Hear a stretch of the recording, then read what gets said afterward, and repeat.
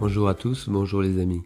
Alors on commence cette vidéo avec le pied de tomate hiverné, la première récolte en fait au 16 mai donc de ces petites tomates, des Bloody Butcher.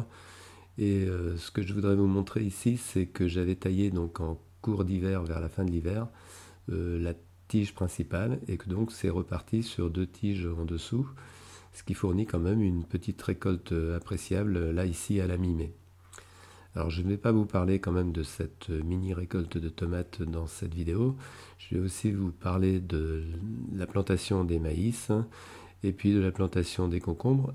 Et puis on parlera également de la fabrication d'Oya maison et également une petite réflexion sur l'utilisation des Oya dans le cadre d'un potager. Alors avant de passer à ça, eh bien, je vous montre également le poivron hiverné dans la maison qui lui a un peu plus de retard que la tomate, mais on voit déjà les poivrons formés, et puis également les boutures de patates douces qui se sont refait une petite santé.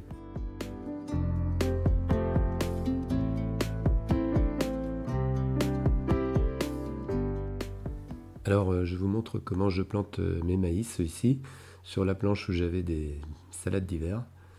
Donc voilà le genre de trou que je fais pour pouvoir insérer ce semis de maïs en rouleau de récupération. Donc j'ai utilisé un outil complètement adapté à ce style de rouleau, hein. C'est un bout de PVC taillé en biais et puis avec un repère pour, disons, faire un trou de la bonne dimension. Alors comme pour tous ces systèmes, bien des fois ça reste à l'intérieur, donc avec un bambou pour pouvoir retirer la terre qui reste à l'intérieur. Ce qui est très difficile quand on le fait d'une seule main, puisque je filme de l'autre main, mais on va y arriver quand même. Donc c'est vraiment un outil adapté à ce genre de rouleau. Alors on voit ici ce qui me reste à repiquer. Et ce que je filme ici, c'est pour vous montrer la petite limace sur le côté gauche, hein. Parce qu'en fait, j'humidifie en permanence, hein, ces rouleaux tant que je ne les ai pas repiqués. Et ça attire, même dans l'armoire à semis, ça attire les limaces. Donc voilà le résultat. Après la plantation, bon, j'en ai déjà jeté quelques-unes et il en restait 2 là. Donc effectivement, c'est un milieu très humide qui les attire. Et on pourrait penser que l'armoire à semis est préservée des limaces et des escargots, mais ce n'est pas du tout le cas. Alors voilà la planche terminée de planter, hein. Donc c'est relativement simple, hein. C'est là où je vous montre que la méthode sans travail du sol, bon ben c'est pas très compliqué. On coupe un peu lorsqu'il y a des herbes ou quelque chose qui a poussé entre temps pour faire un peu de place. On fait un trou et puis on plante directement bien le plant de maïs, hein.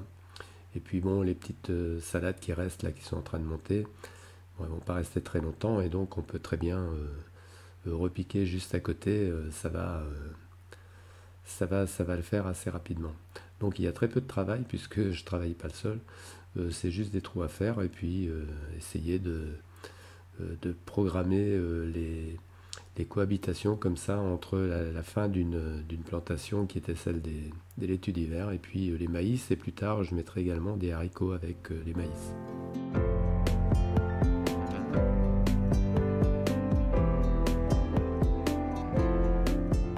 Je vais venir planter mes concombres ici dans le coin où j'ai encore mes bêtes, hein, qui ont passé l'hiver et qui se sont refait une belle santé là et qui sont en train de monter. Mais surtout ça fait de la masse végétale. Et donc, plutôt que d'aller mettre ça au compost, eh bien, on va les réutiliser directement en paillage autour des concombres. Alors, on voit que ça fait quand même, hein, des belles bêtes, hein, les bêtes justement, et qui a du volume. Et donc, ce qu'on va faire, ce que je fais ici, c'est-à-dire je coupe. Alors, je coupe la racine, hein, parce que la racine elle est un petit peu au-dessus, hein, et beaucoup en dessous. Donc, je la coupe au ras du sol. Et puis je vais mettre des repères de façon à voir où justement je vais mettre des petits bouts de bois pour me rappeler où sont les racines. Et je vais les retirer toutes comme ça, en se disant quand même que les racines, hein, ça fait aussi du volume, hein, qui reste sous terre. Et c'est aussi de la nourriture pour le sol. Donc on va retirer tout ça. Et puis on va venir récupérer les concombres. Ici ce sont la variété Shintokiwa. Et puis bon, je prépare toujours un petit mélange, soit terreau, fumier de cheval, soit compost, pour mettre une petite poignée dans le trou de plantation. Alors j'ai installé mes tunnels spécialement dédiés aux concombres, hein, de façon à repérer et à planter à l'intérieur. Et donc on voit les petits bouts de bois que j'ai mis pour là où il y a des racines en fait de blé. Et donc là j'utilise un autre plantoir, hein, un plantoir à bulbe qui est plus adapté pour les godets de cette dimension-là.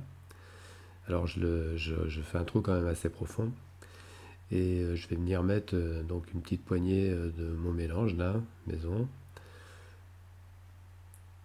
Et puis ensuite eh bien, on mettra le concombre par-dessus. Donc c'est relativement simple aussi comme opération.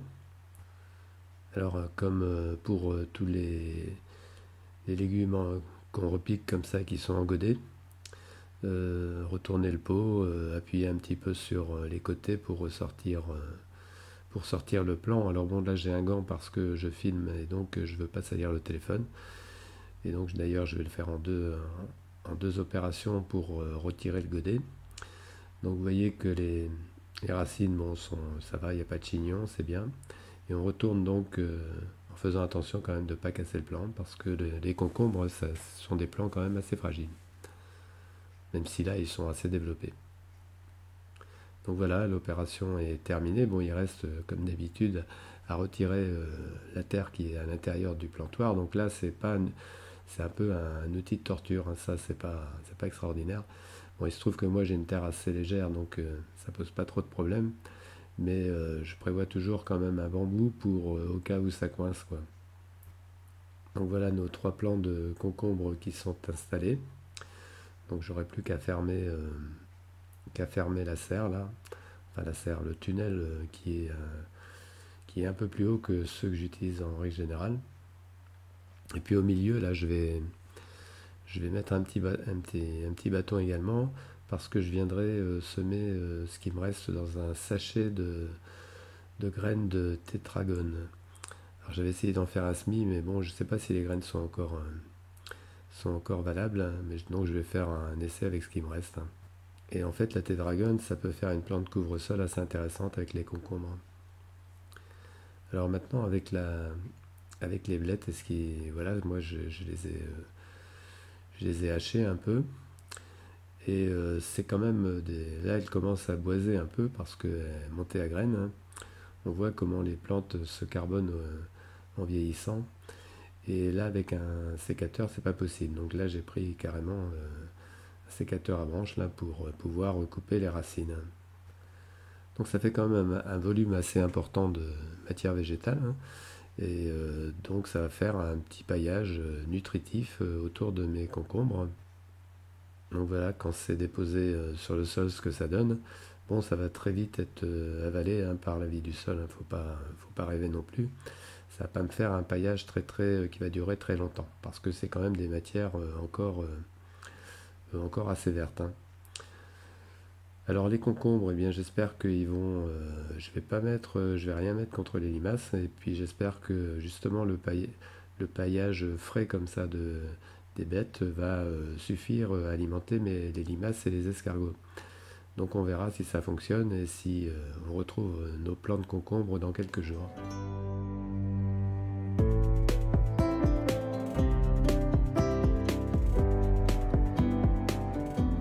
Alors maintenant on va fabriquer des œillets maison.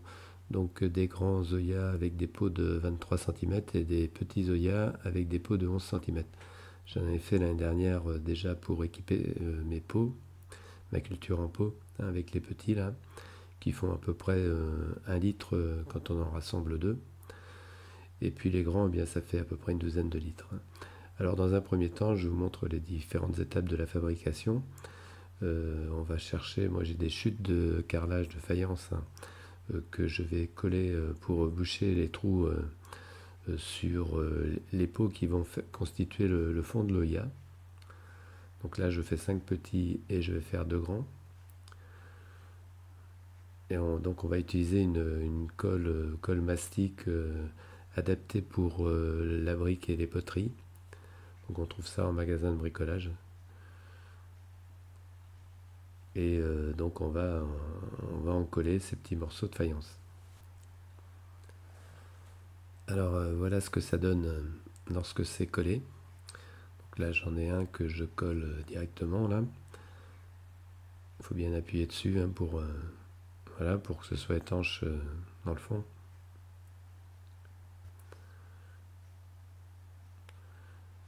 Donc voilà nos 5 petits Zoyas et nos 2 grands Zoyas, donc la première partie réalisée.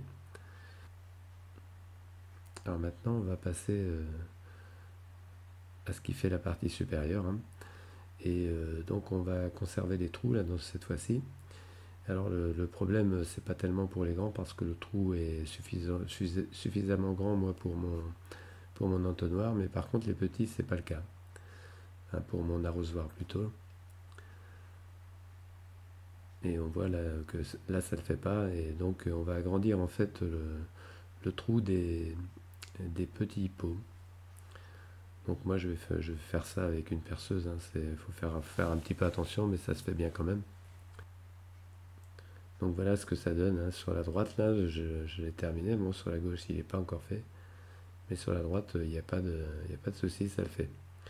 Donc il faut que j'agrandisse le trou des 5 petits Zoyas. Alors voilà, maintenant le haut des Oya est préparé. Maintenant, il ne reste plus qu'à en coller. Donc c'est une opération un petit peu fastidieuse, hein, mais on y arrive assez bien quand on est correctement équipé. Et donc on va venir poser par-dessus le couvercle en fait. Hein. Et puis on mettra une petite bande de mastic colle pour que ce soit bien collé quand même. Même si en principe ça devrait suffire ça. Alors voilà ce que ça donne quand on a lissé un petit peu le cordon de mastic colle là, sur les Zoyas. Donc c'est pas extrêmement propre, mais bon c'est pas très grave dans la mesure où tout ça sera enterré. Hein. Et puis bon on va les laisser sécher quand même 48 heures. Alors voilà ce que ça donne également sur les petits, donc c'est exactement la même opération. Ici je vous montre comment je lisse en fait le cordon avec un bout de pomme de terre. Hein. Bon, c'est un truc classique hein, pour tout ce qui est mastic. Avec un bout de pomme de terre, c'est très pratique.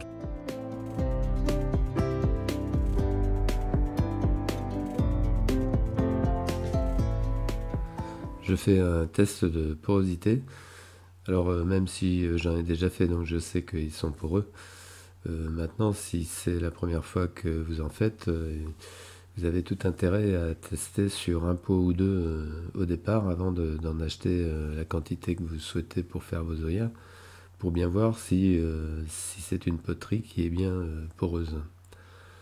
Puisqu'il peut y avoir des poteries qui sont traitées justement contre la porosité. Alors c'est la première chose à faire. Et puis ensuite, eh bien, là j'ai testé sur le grand et on va voir en temps réel sur le petit. Ça prend pas très longtemps avant qu'on voit l'eau apparaître par porosité. Alors ensuite, les petits pots, eh bien, ils iront dans mes pots de culture, là, puisque c'est vraiment ce que je trouve le mieux adapté pour arroser et faire de la culture en pot. Et puis les grands, bien j'en ai pour dans mes bacs hein, de culture. C'est également un très bon système. Parce qu'en fait, avec l'Oya, on contrôle vraiment l'arrosage. Hein. Il n'y a pas plus que ce qu'il faut. Et voilà, la porosité se fait quand c'est pas suffisamment humide dans le bac ou dans le pot. Et vous voyez, là, on commence à voir apparaître les premières taches et vous allez voir, ça va très vite. Hein. Par contre, dans le potager, moi, je considère que les Oyas, c'est pas la solution parce que, en fait, comme je ne travaille pas de sol et que je compte plutôt sur la mycorhisation des plantes et donc des échanges par le biais des champignons, alors que si on met des Oyas partout dans le potager, eh bien les racines vont venir à cet endroit-là. C'est un petit peu comme une assistance. Hein, et donc elles ne feront pas l'effort d'aller chercher l'eau par d'autres mécanismes. Alors c'est sûr que ça reste quand même un moyen d'arrosage assez... disons qu'on ne dépense pas plus que ce dont il y a besoin, mais On va pas non plus renforcer comme ça les mécanismes naturels du sol. Donc je vais plutôt le réserver comme ça au bac, à la culture hors sol, hein, à la culture en pot. Et puis aussi quand même pour certains usages comme je vais vous montrer par la suite. Alors ces grands Zoya, puisque mes bacs sont équipés, je vais quand même les utiliser pour certains usages dans le jardin. Ici on voit un petit agrume, là c'est un Satsuma qui a été repiqué cette année. Et donc justement je vais venir mettre un Oya à côté. Alors bon, ça peut se discuter sur la façon de faire, mais bon, ce sont des petits arbustes qui coûtent quand même assez cher. Et j'ai pas du tout envie qu'il manque d'eau, surtout sur la première année, enfin les 2 premières années peut-être. Donc je pense que c'est un bon système là pour des arbres fruitiers dans un premier temps, hein, pour leur permettre de passer la saison chaude sur, on va dire, les 2 ou 3 premières années après la plantation. Donc là je fais un trou, puis en fait je récupérerai ensuite la terre pour faire mes petits mélanges, hein. Donc voilà le trou que j'ai fait. Donc ça fait quand même une belle cavité là pour mettre le gros Zoya, hein, qui fait à peu près une douzaine de litres. Donc c'est des réserves d'eau assez intéressantes, hein. Alors il va dépasser un petit peu, mais c'est tout à fait ce qu'il faut faire. Il faut le laisser un petit peu dépasser. Alors j'ai un goutte à goutte qui passe à côté, mais là je fermerai les goutteurs, hein. C'est justement l'intérêt de ce système, c'est qu'on peut fermer les goutteurs. Et là il n'y en aura pas besoin. Donc il est... j'étais obligé de le déplacer un peu parce qu'il y avait une racine qui passait. Mais il est quand même pas très loin de l'agrume, là, du Satsuma. Et donc voilà ce que ça donne quand il est complètement enterré. Alors bon, là pour l'instant je mets une petite coupelle en plastique, mais il faut que je trouve des petites coupelles en poterie équivalentes. Ça sera un peu plus esthétique. Puis comme ça j'ai récupéré également un petit peu de terre pour faire mes différents mélanges. Donc voilà pour le Satsuma. Il est équipé de son Oya. On passe maintenant à un autre agrume, hein, c'est un oranger caracara qui est en train de bien repartir là. Et bien, donc j'ai fait la même chose à proximité, j'ai fait un trou là pour poser l'Oya. Alors il y a aussi une racine d'ailleurs dans le fond là qui est... Donc il faut éviter dans ces cas-là de couper les racines. Donc voilà, avec mes 2 agrumes plantés cette année vont avoir donc leur Oya pour les soutenir un petit peu sur leurs premières années de plantation. Mais pour le reste dans le potager je ne mets pas des Oya. Donc voilà, j'ai quasiment récupéré un bac de terre pour mes mélanges. Voilà, cette vidéo est maintenant terminée. J'espère qu'elle vous aura plu.